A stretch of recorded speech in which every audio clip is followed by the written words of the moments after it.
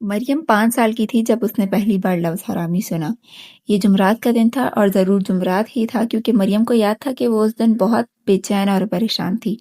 वो सिर्फ जुमरात को ऐसे होती थी क्योंकि उसी दिन जलील उससे कुल्बा में मिलने आता था।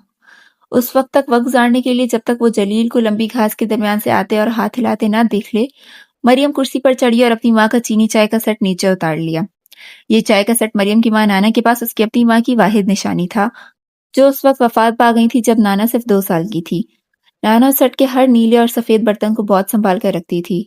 चाय की केतली की खूबसूरत चोंच, हाथ से बने परिंदों और फूलों के नक्श और चीनी के डब्बे पर बना ड्रैगन जो बुराई से बचाने के लिए था। इसी सेट का आखिरी बर्तन मरियम के हाथ से फिसला और लकड़ी के फर्श पर गिरकर टूट गया। जब नाना ने वो बर्तन देखा तो उसका चेहरा सुर्ख हो गया।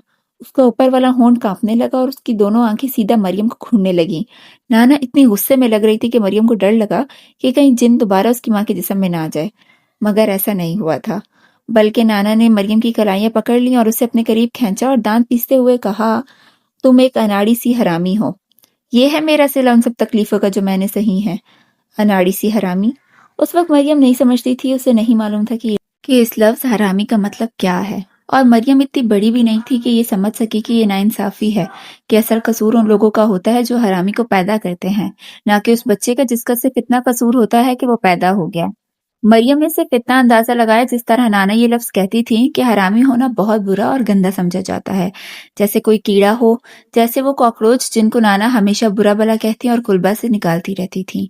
लेकिन बाद में जब वो बड़ी हुई तो मरियम समझ गई, नाना जिस अंदाज में ये लफ्ज कहती थी जैसे बोल नहीं रही बल्कि उस पर थूक रही हो, उससे मरियम को इस लफ्ज की तकलीफ पूरी तरह महसूस होती थी।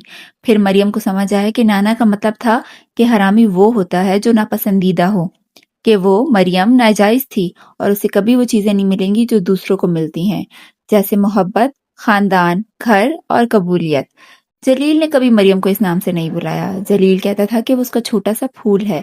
वो उसे अपनी गोद में बिठाकर कहानियां सुनाना पसंद करता था। जैसे एक बार उसने बताया कि हर रात वो शहर जहाँ मरियम 1959 में पैदा हुई, कभी फारसी सकाफत का मरकज था, जहाँ लिखने वाले, मुसव्विर और सूफी रहते थे।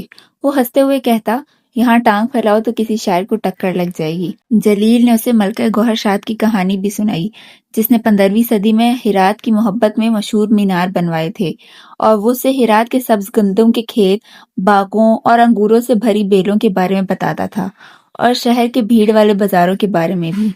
एक दिन जलील ने कहा, यहाँ एक पिस्ता का दरख्त है और उसके नीचे अजीम शायर जामी दफन है। वो झुककर आयशा से बोला, जामी 500 साल तक जिंदा था। मैं तुम्हें एक बार उसी दरख्त के पास लेकर गया था, तुम बहुत छोटी थी, तुम्हें याद नहीं होगा। ये सच था, मरियम को याद नहीं था।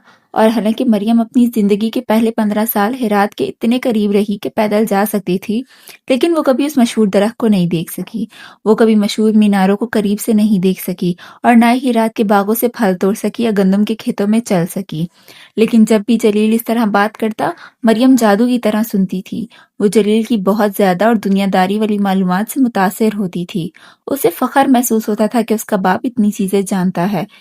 जलील के जाने के बाद नाना कहती, कितने अमीर झूठ हैं, अमीर आदमी के अमीर झूठ।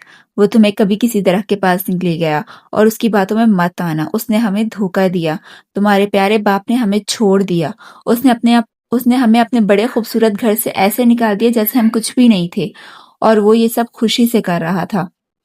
मरियम ये सब खामोशी से सुनती थी। वो कभी हिम्मत नहीं करती थी कि नाना को बताए कि उसे जलील के बारे में इस तरह बात करना बिल्कुल पसंद नहीं। सच ये था कि जलील के साथ मरियम को बिल्कुल भी हरामी होने का एहसास नहीं होता था। हर जुमरात 1 या 2 घंटे के लिए जब जलील उससे मिलने आता, मुस्कुराता हुआ तोहफे लाता और प्यार से बात करता, मरियम को लगता कि वो जिंदगी की सारी खूबसूरत चीजों की हकदार है, और इसी वजह से मरियम जलील से मोहब्बत करती थी, चाहे उसे जलील को दूसरों के साथ बांटना ही क्यों न पड़ता। जलील की 3 बीवियां और 9 बच्चे थे, 9 जायज बच्चे, और वो सब मरियम के लिए अजनबी थे। वो हिरात के अमीर तरीन आदमियों में से एक था।